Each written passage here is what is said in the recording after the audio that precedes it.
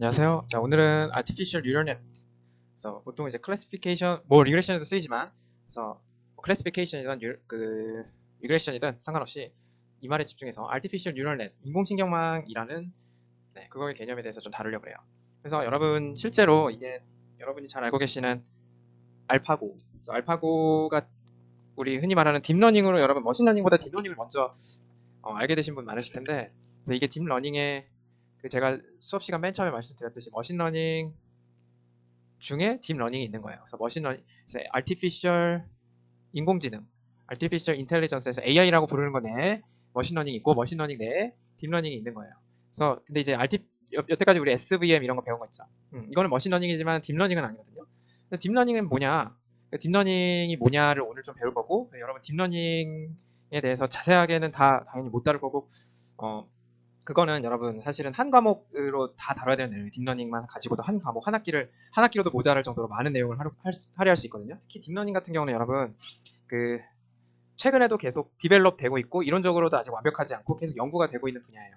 그래서 여러분이 여태까지 배운 머신러닝에 관한 기반 지식을 가지고 이제 딥러닝에 대해서 좀 더 배울 수 있을 거고요. 그래서 딥러닝 당연히 파이썬으로 우리가 구현하는데, 여태까지 머신러닝 구현할 때 우리 scikit-learn이라는 패키지 사용했잖아요.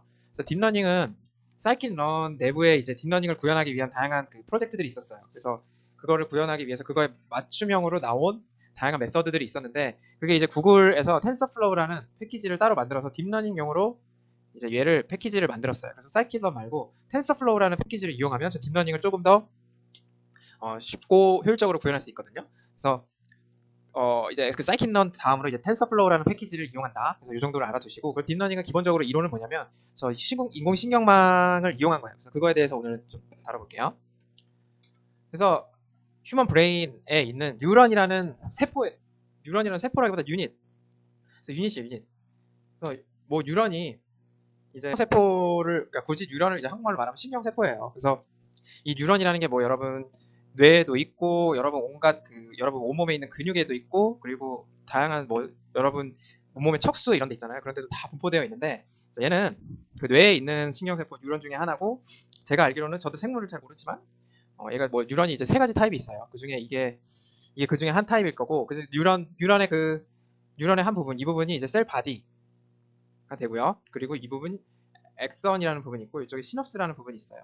그래서 뉴런은 기본적으로 여기 덴드라이트 이 부분에서 다양한 다른 뉴런들로부터 신호를 받아요. 그러니까 신호라는 건 여기서 실제로 전기적인 신호가 돼요. 왜 전기적인 신호예요? 여러분 뉴런이 전달하고 뉴런이 받아들이고 뉴런이 처리하는 신호는 일렉트릭 포텐셜이 왔다 갔다 해요. 네, 그래서 실제로 전압이 왔다 갔다 하기 때문에 전기적인 신호라고 봐도 무방합니다. 그래서 그 전기적인 신호가 이렇게 들어오면 걔를 다 받아서 이제 다음 뉴런에 전달하는 이런 역할을 하거든요. 그래서 저 시냅스 엑선을 타고 쭉 가서 다음 뉴런 수많은 다음 뉴런에 연결돼 있어요. 그래서 그 뉴런 중에 또 다음 뉴런들에 쫙 전달을 해요. 네. 근데 이제 이거를 이제 모델링해서, 왜냐면 사람이 어쨌든 이 아이디어는 이거예요. 사람이 저 뉴런을 통해서 다양한 스마트한 행동을 하고 판단을 하고 생각을 하고 그러잖아요. 그래서 처음 시초는 당연히 이거였을 거예요.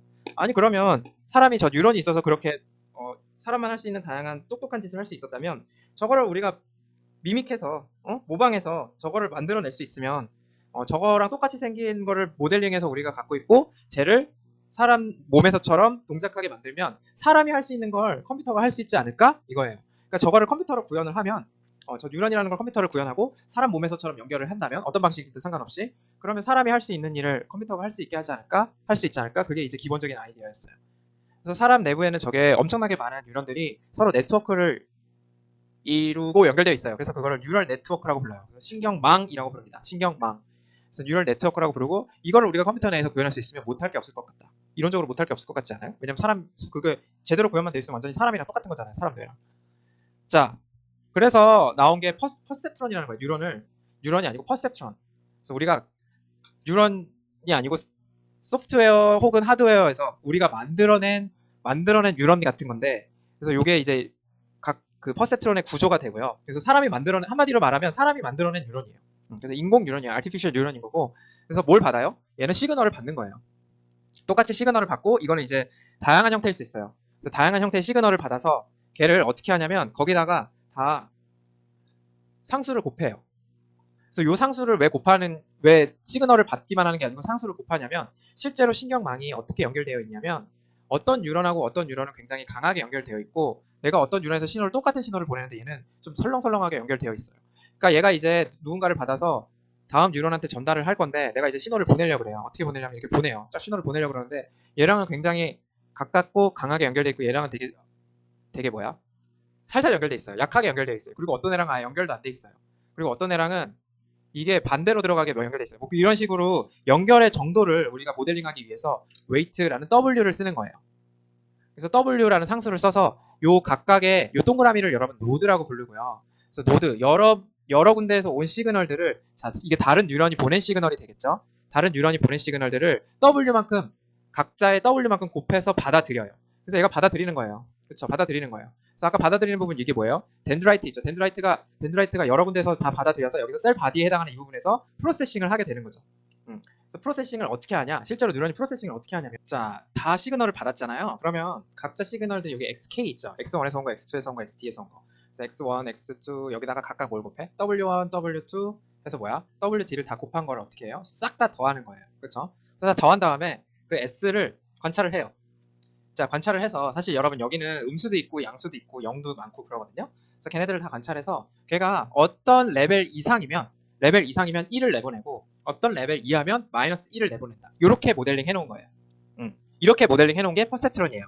그래서 완전 처음에는 자 요게 그래서 여기서 그 S를 어디다 두는 거야? F라는 함수에 넣어갖고 S가 0보다 크면 1을 내보내고 S가 0보다 작으면 마이너스 1을 내보낸다. 그래서 얘를 액티베이션 펑션이라는 F에 넣어서 이렇게 내보낸다. 이렇게 했어요. 근데 더 처음에는 어떤 게 썼었냐면 그러니까 실제로 여러분 이 뉴런이 어떻게 동작하냐면 신호를 다 더해가지고 걔가 특정값 이상이면 다음 뉴런이 확 시그널을 보내고요. 특정값 이하면 걔가 그냥 보내지 않고 가만히 있어요. 그래서 처음에는 이렇게 모델링 했어요. 그래서 내가 다 합친 썸 S라는 값이 특정값 이하면 0으로 안 내보내고 있다가 0 이상이면 시그널을 확 내보내는 거예요.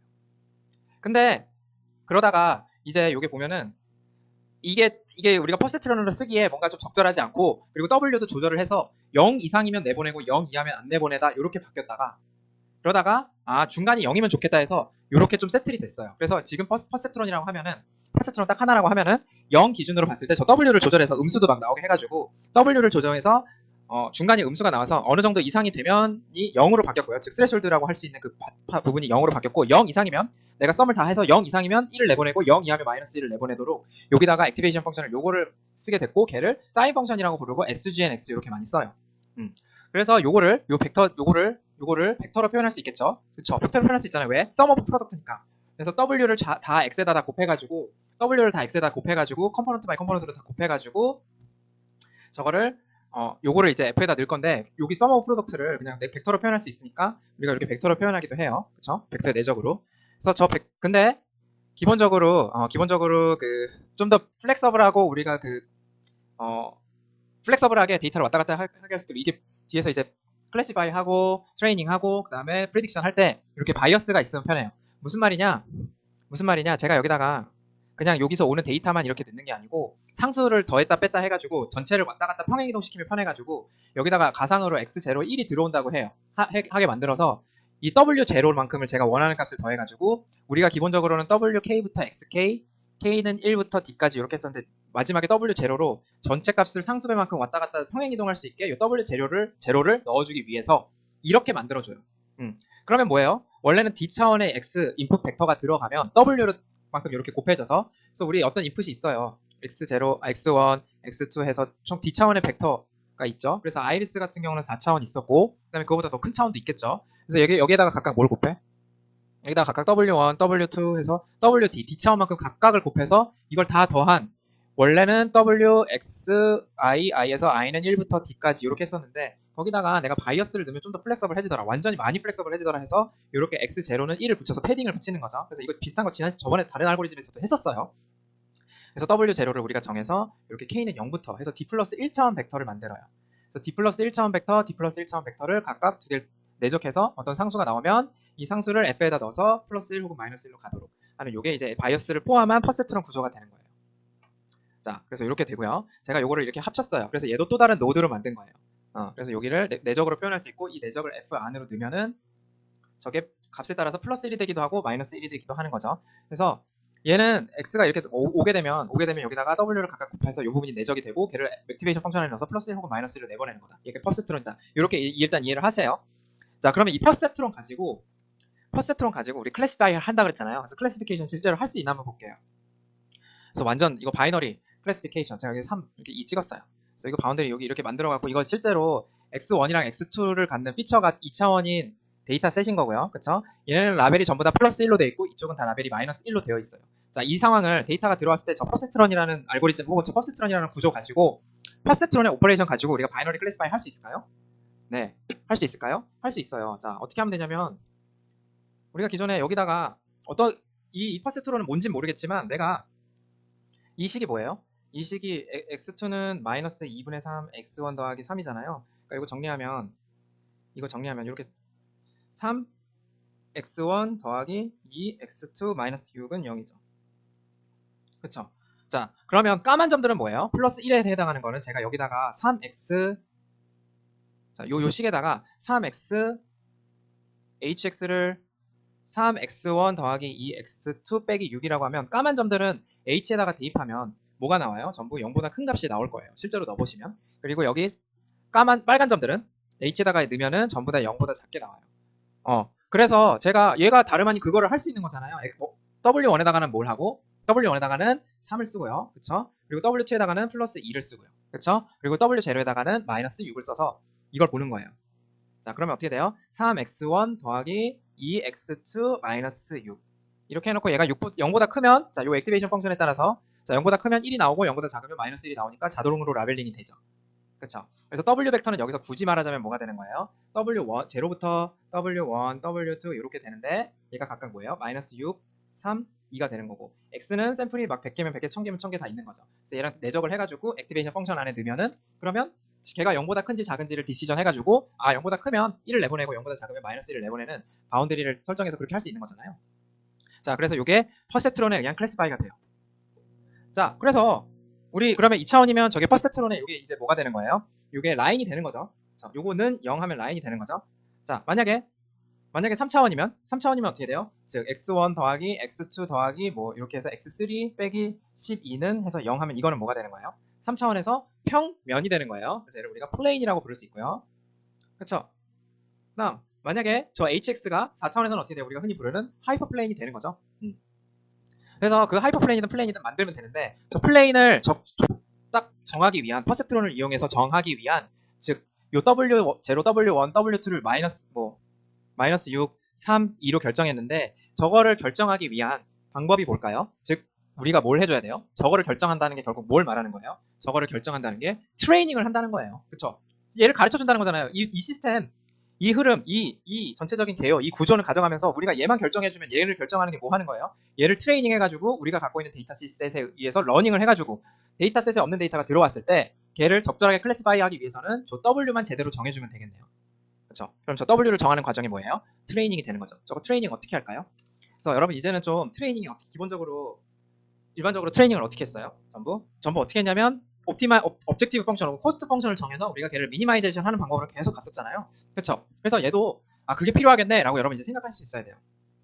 어떤 머신러닝 알고리즘은 첫 단계는 뭐냐면 첫 단계는 특히 우리가 슈퍼바이즈 러닝에서는 뭐가 필요해요? 첫 번째 슈퍼바이즈 러닝이든 아니든 다 똑같아요. 뭐예요? 코스트 펑션이 필요한 거예요. 그래서 그 코스트 펑션을 딱 정해놓고 얘를 미니마이제이션 해야 되는 파라미터를 구하는 게 바로 러닝이에요. 일반적으로 말하면. 그쵸? 그래서 얘를 미니마이제이션 해야겠네. 그거를 미니마이즈 할 수 있는 W 셋을 구해야겠네. 이게 러닝이에요. 자, 그러면 그거를 우리가 코스트 펑션을 JW라고 할 거고요. 자, 이쪽은 뭐예요? 코스트가 되는 거예요. 뭐에 따라서 바뀌는? W에 따라서 바뀌는.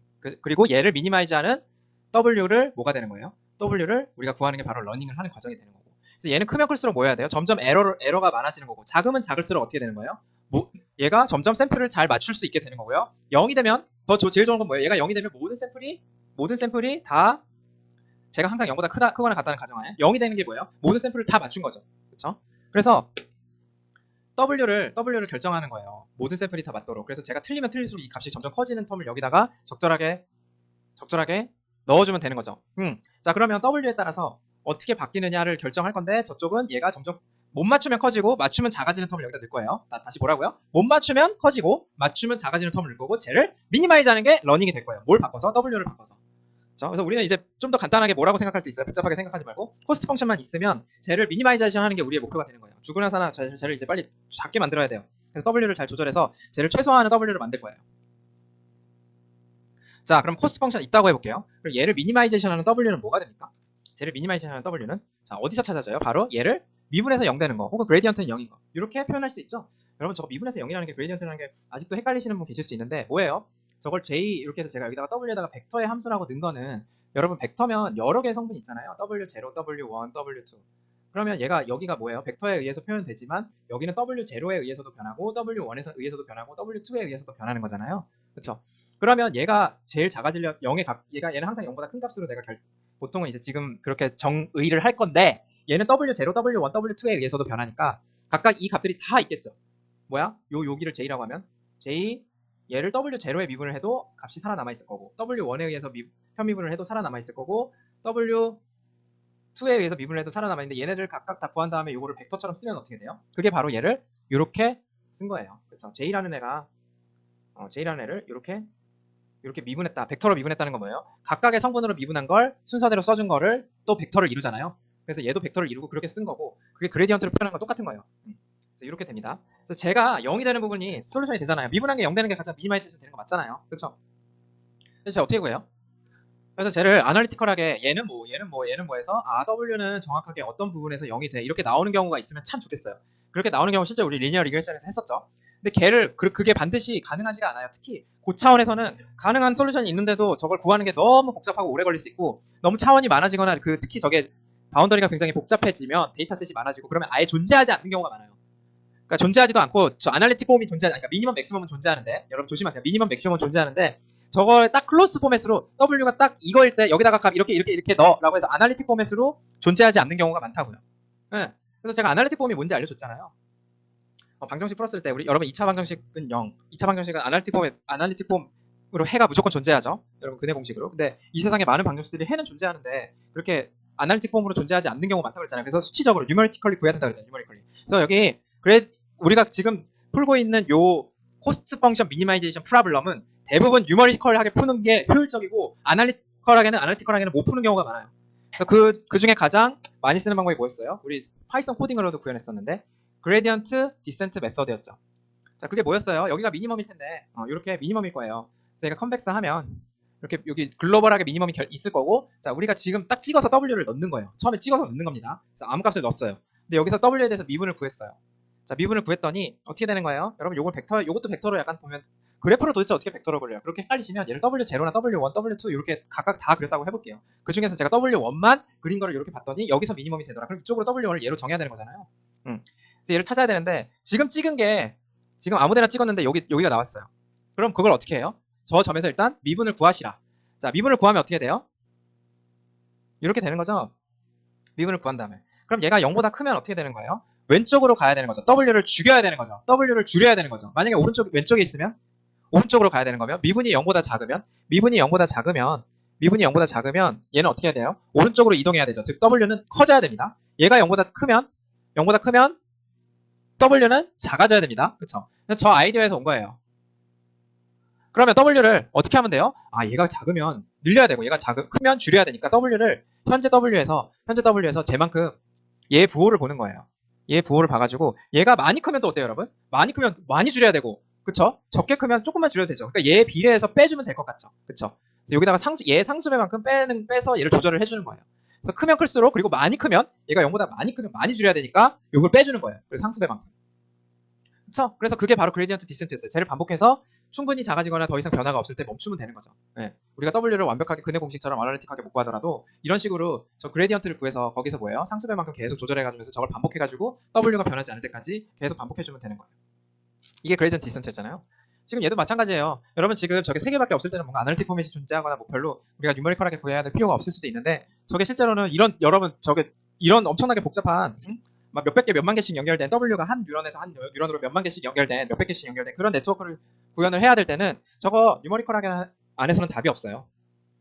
그러니까 저거를 이제 뉴머리컬하게 구하기 위해서 이 그레디언트 디센트를 구할 거다. 아시겠죠? 자, 그러면 퍼셉트론에서 우리가 트레이닝을 할 때 어떻게 해야 되냐면 코스트 펑션 먼저 정해야 된다고 했잖아요. 근데 코스트 펑션은 뭐냐면 제가 말했듯이 틀리면 틀릴수록 커지는 놈으로 구할 거예요. 자, 그러면 아까 뭐였냐면 얘가 뭐였어요? W랑 X랑 내적한 게 W랑 X랑 내적한 게 뭐였냐면 여기 제가 넣기 직전 값이에요. 자, 여러분 저게 넣기 직전 값이면 뭐예요? 저게 크면 뭐예요? 엄청나게 큰 거면 무조건 1로 클래시파이가 되는 거죠.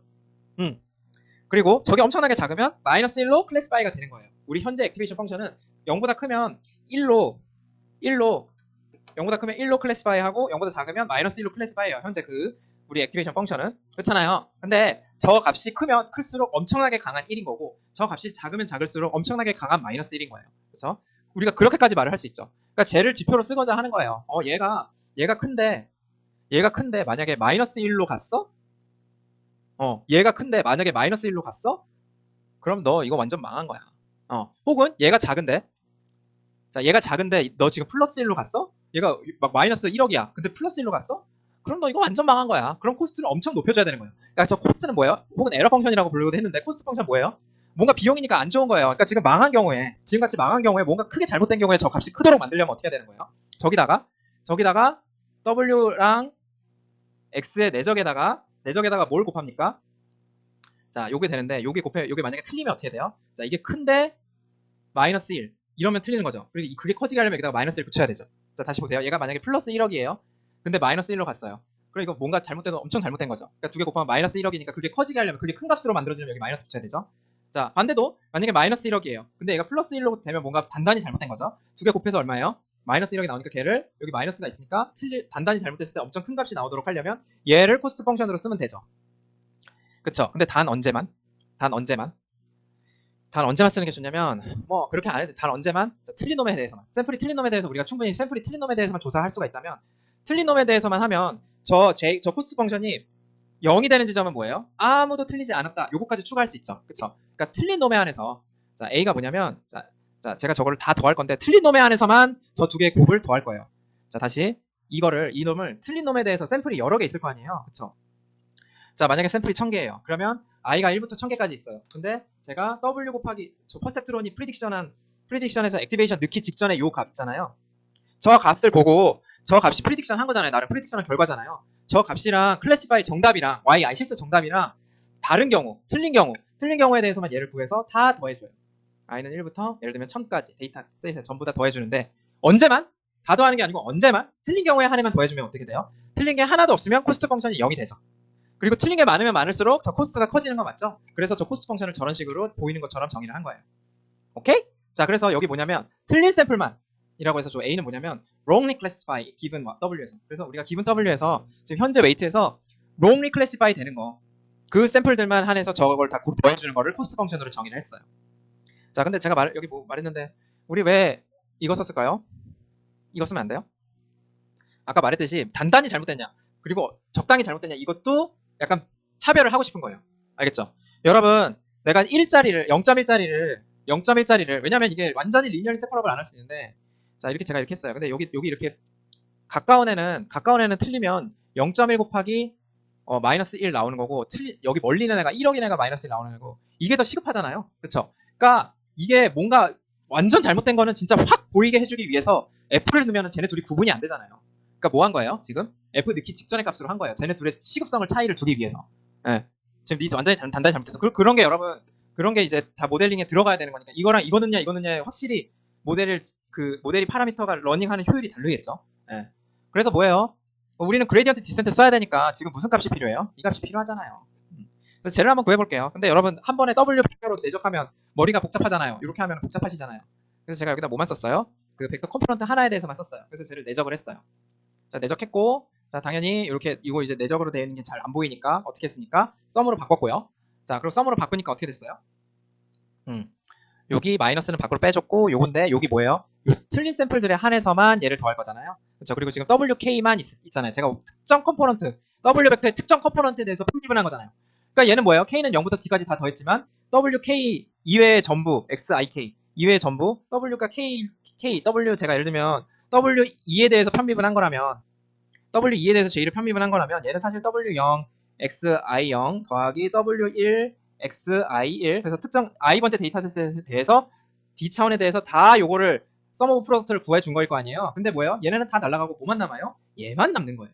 그쵸? 얘만 남는 거예요. 그러니까 이 서메이션 필요 있습니까? 없습니까? 없어지고 무의미해지고 얘가 곱해진 특정 하나의 컴포넌트만 살아남는 거예요. 얘만 살아남는 거예요. 그렇죠? 그래서 그 k번째만 살아남고요. 거기다가 뭘 곱해주는 거예요? yi를 곱해주는 거예요. 그래서 이렇게 된 얘가 바로 코스트 펑션이 되는 거죠. 그래서 얘를 벡터화 시켜주면 어떻게 돼요? 얘를 k가 벡터화 시켜줘야 되죠. 왜냐면 우리 지금 컴포넌트에 대해서만 미분했으니까. 근데 우리가 필요한 건 실제로 벡터니까.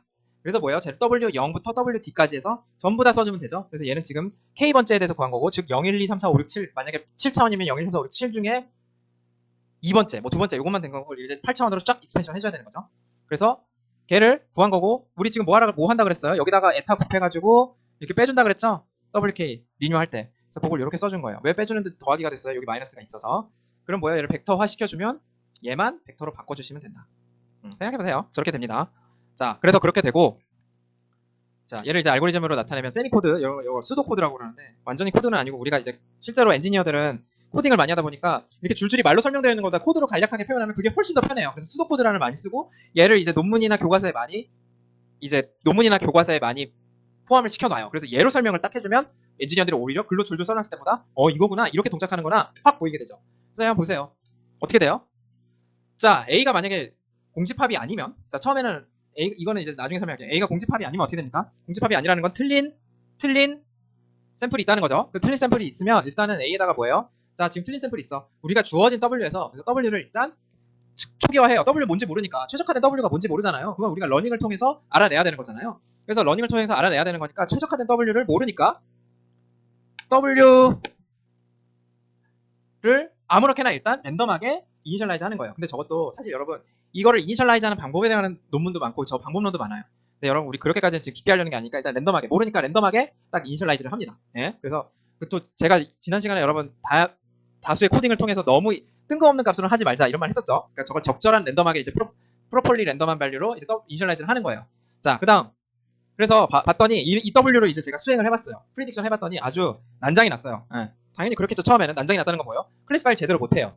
트레이닝 셋에 대해서. 그래서 어떻게 해요? 그 틀린 놈들 다 와. 그래서 틀린 놈들 다 와가지고 어떻게 해요? 틀린 놈들에 대해서는 전부 다 뭘 계산해요? 그 틀리게 프리딕션 된 값 있잖아요. 걔를 계산을 하는 거예요. 그쵸? 그래서 걔를 계산을 해요. 왜? 걔가 여기 있었잖아요. 오케이. 자, 그래서 뭐냐면 틀리게 계산된 놈에 한해서, 자, 일단은 뭐예요? 자, A를 셋업을 해요. A를 셋업을 해요. 그래서 틀리다는 건 뭐예요? 이게 틀리다는 말이잖아요. 저게 바로 틀리다는 말이잖아요. 저 햇이 있는 게 뭡니까? 이게 틀리다는 말이거든요. 햇은 뭐예요? 우리가 갖고 있는 모델. 기분 W에 대해서 한번 실제로 프리딕션 해보는 거예요. 그거랑 정답이랑 비교했더니 틀린 게 아주 많이 나오겠죠, 처음에는. 그래서 제가 난장난다 그랬어요. 자, 그리고 나서 뭐예요? 만약에 서로 다르면, 즉 틀린 샘플에 대해서는 여기 A에다가 차곡차곡 써 나와요.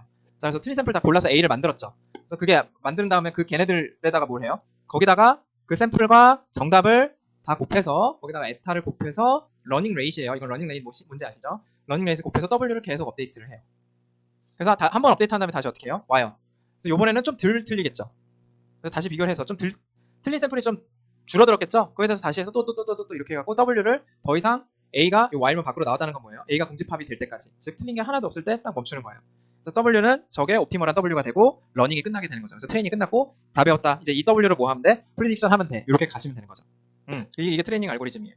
근데 여러분, 이제 세상이 그렇게 만만치 않기 때문에 제가 이렇게 막 검은색이 이쪽으로 막 이렇게 넘어오고 이쪽에 많고, 그리고 빨간색은 이게 뭐 이렇게 살짝 이렇게 넘어가고 이렇게 있고, 그냥 완전히 리니어리 세퍼러블 안 한 것도 우리 데이터셋이 있었잖아요. 그래도 이쯤으로 뭔가 바운드리를 만들어줘야 되죠. 요거를 뭐라고 불렀어요? 우리 소프트 디시전이라고 불렀죠. 그래서 소프트한 바운드리가 있는 경우도 필요하잖아요.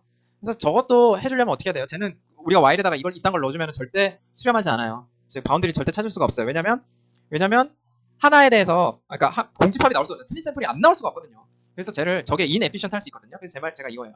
아예 이렇게 빡센 조건은 너무 빡세다. 이건 너무 하시다. 이렇게 말 될 수 있거든요. 그래서 이건 너무 빡셀 수 있고, 보통은 어떻게 하냐면, 보통은 얘가 더 이상 변화하지 않을 때, A가 더 이상 변화하지 않을 때 정도로 우리가 타협을 해서, 그러면 소프트 바운더리 혹은 소프트 디시전까지 가능해요. 그래서 그렇게 보시면 되고요. 그때 옵티멀한 W가 결정된다. 이렇게 보시면 돼요. 그래서 트레이닝을 전부 모든 데이터셋에서 다 하려면 굉장히 힘들어요. 그래서 그거를 우리가 지금 이걸 다 모든 데이터셋 다 검사해가지고 틀린 놈 하나라도 있으면 그리고 모든 데이터셋을 다 이걸 해보는 거거든요. 근데 데이터셋이 1000개, 10,000개 있으면 실제로 10,000개 막 100만 개 있으면 그러면 저거를 다 검사 언제 하고 자빠졌어요. 그쵸? 엄청 오래 걸린다고요. 그래서 그렇게 하는 거를 다 하는 걸 배치 트레이닝이라고 하는데 이거 너무 오래 걸리고 실제로 저렇게 다 하지 않아도 우리가 충분히 좋은 모델을 만들 수 있어요. 그래서 뭐 하냐면 하나씩 하는 거예요. 하나씩. 그래서 랜덤하게 셀렉해갖고 하나씩 해서 그거를 W를 계속 업데이트하는 거를 스토캐스틱 트레이닝이라고 그러고 근데 하나 하면 여러분 너무 또 들쭉날쭉하겠죠 결과가. 그쵸? 그리고 이상한 거 찝히면 어떡해. 그래서 우리가 데이터가 예를 들어서 10,000개면 한 50개만 찝어가지고 50개를 적절히 대표성 있는 걸 찝어가지고 그걸 찝어내는데도 여러 가지 방법이 있습니다. 찝어내가지고 미니 배치를 만들어요. 그러니까 배치가 올 샘플이라면 미니 배치를 적절하게 그 중에 한 50개를 찝어내갖고 개로 트레이닝 진행하는 거. 저게 제일 가장 많이 쓰이겠죠. 스토캐스틱과 배치의 각각의 장점을 둘 다 뽑아서 쓰는 거니까. 그래서 보통은 이게 많이 쓰인다. 이렇게 보시면 돼요. 그래서 이건 스토캐스틱하고 배치의 차이예요. 스토캐스틱은 어떻게 하는 거예요? 이거 X 섞어가지고 그 중에 한 놈 들어와. 그래서 한 놈 들어와 해서 가는 거죠. 그래서 한 놈만 보고 쟤를 계산해서 틀리면 얘를 업데이트하는 거예요. 제가 바로 스토캐스틱한 트레이닝이 되는 거죠. 자, 저렇게 보시면 네, 될 것 같아요. 자, 그래서 그렇고요. 그래서 이게 뭐냐면 한 놈만 보는 이게 이제 가다가 이제 처음부터 데이터를 다 검사하다가 틀린 놈 나오면 이제 W를 업데이트하고 다시 처음으로 돌아가는 거예요. 근데 얘는 뭐예요? 틀린 놈 나오는 거에 대해서 다 넣는 거죠, A를. 그래서 다 넣어갖고 A에 대해서 다 하는 거예요, 얘는. 근데 얘는 뭐예요? 제가 이거 A 지울게요. 이렇게 하는 거예요. 이거 틀렸어요. 이렇게 하는 거예요. 그래서 언제까지 가는 거예요? 틀린 샘플 안 나올 때까지. 네, 이렇게 가는 거예요. 자, 얘는 뭐예요? 다시 이렇게 셔플 딱 섞어요. 섞은 다음에 어떻게 해요? 자, 하나씩 검사하다가 틀린 놈 나오면은 그 나온 순간 가는 거예요. 나온 순간 W를 업데이트해요. 그리고 다시 가요. 그래서 또 섞어요. 또 섞어서 어떻게 해요? 또 나오면 또 업데이트하고 또 섞어요. 한 놈만 보고 한 놈 나오면 또 하는 거, 한 놈이 나오면 또 하는 거. 얘는 뭐예요? 모든 놈은 끝까지 일단 다 보는 거예요. n까지 다 보는 거예요. n까지 끝까지 다 보는 거예요. 얘는 n까지 다 안 가는 거예요. 얘는 데이터가 1000개면 1000개 1부터 1000번까지 다 검사해서 틀린 놈을 다 여기다가 차곡차곡 쌓아요. 그 다음에 뭐예요? 걔를 다 고려해서 W를 업데이트하는 거고 그러니까 얘가 어큐러시가 더 좋겠죠. 근데 속도가 엄청 느리겠죠. 근데 얘는 뭐예요? 가다가 한 놈 나오면 거기서 바로 그냥 걔 갖고 W를 업데이트 해버리는 거예요. 그러니까 업데이트 할 때 아무 이상한 값으로 W를 업데이트 해버리면 그러면 얘가 약간 너무 또 우리가 원하지 않은 W로 갈 수도 있잖아요. 그래서 미니 배치를 많이 한다고 하는 건 뭐냐면 이거 중간에서 뭐예요? 이게 한 몇 개 쌓일 때까지만 하고 몇 개 이상 쌓이면 이렇게 가고 이게 약간 미니 배치가 되겠죠. 그래서 그거 많이 쓴다고 생각하시면 돼요.